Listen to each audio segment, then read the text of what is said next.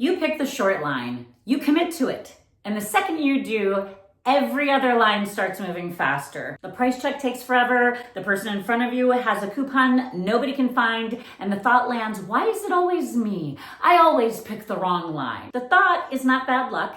It is your mind running on a high-efficiency biological program designed to find evidence for a conclusion you have already made.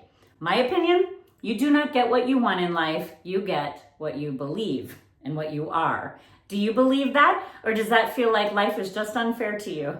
Drop your answer in the comments below right now before we go any further. Just one sentence will do it. By the end of this video, you will understand the exact mechanism behind why the wrong things keep confirming themselves, and you will have one thing to shift it starting today. I'd love to get you in the room with me in person. I will be in Chicago for the Around the World tour on July 28th. Guests come free with me when I invite them. It does take a simple short form. That link is below on my opportunity page. Subscribing gets you back here. The word for what is happening in the checkout line is confirmation bias. You decided before you joined the line that you always pick the wrong one, and your brain, doing its job brilliantly when you found the evidence, it filtered what you noticed, colored how you interpreted events, and stored the moments that confirmed the story. Robert Rosenthal documented this in a California classroom in 1968. Teachers were told that certain students were about to show dramatic intellectual growth.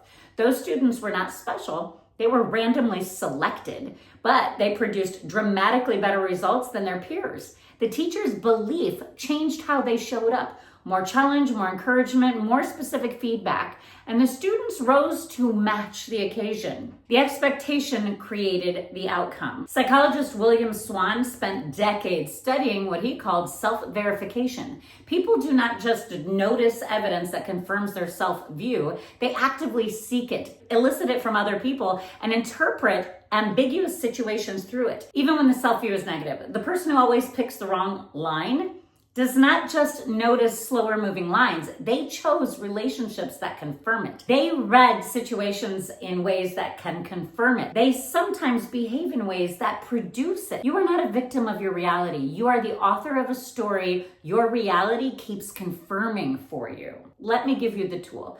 Barbara Fredrickson, a psychologist at the University of Michigan, spent years researching what positive emotions actually do to the brain, not how they feel, what they do. Her finding is that love and gratitude physically broaden the scope of what you can see, think, and act on. They widen the field of perception. Negative states, defensive states, scarcity states do the opposite. They narrow attention down to the threat, and everything outside the threat goes invisible. Here's the precise case for love and gratitude as a precision instrument. When you feel genuine gratitude, your brain opens. You register things that were always there, but invisible to a narrowed mind. Not new things, things that were already in the room. The same room, the same life, same checkout line. But now you see more of it. Fredrickson published this in the American Psychological Association's flagship journal. Broadened attention is documented, observable, measurable. It's not mysticism. The person stuck in the wrong storyline is not stuck because the world's broken. They are stuck because their field of perception has narrowed to the width of the story they are confirming. The principle applies in every room you walk into. When you arrive at a pitch, a negotiation, or a hard conversation from a state of genuine appreciation rather than anxiety or need, the person across from you receives a completely different signal. You are not performing warmth. You are opening your own field of perception and theirs. Your energy calibrates the room before a word leaves your mouth. That is not a metaphor. That is a mechanism. Are you a working actor, filmmaker, or creative professional, all carrying a story that says industry is rigged against people like you?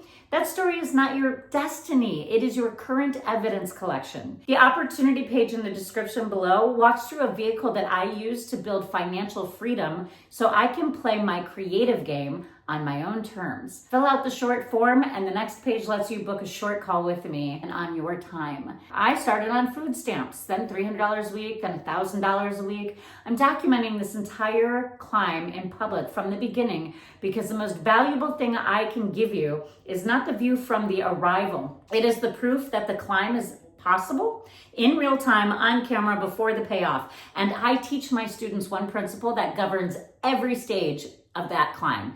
ABI, always be improving. Not always be arriving, always be improving. At every stage, I have had to become the person who could hold the next level before the level appeared. I care so much about how love shapes what we allow into our lives that I built an entire body of work around it. Because love as a compass is not just an inner experience, it is the standard you set for every relationship in your life. Galatians 6:7. Be not deceived. God is not mocked. For whatsoever a man soweth, that shall he also reap. This is not a punishment.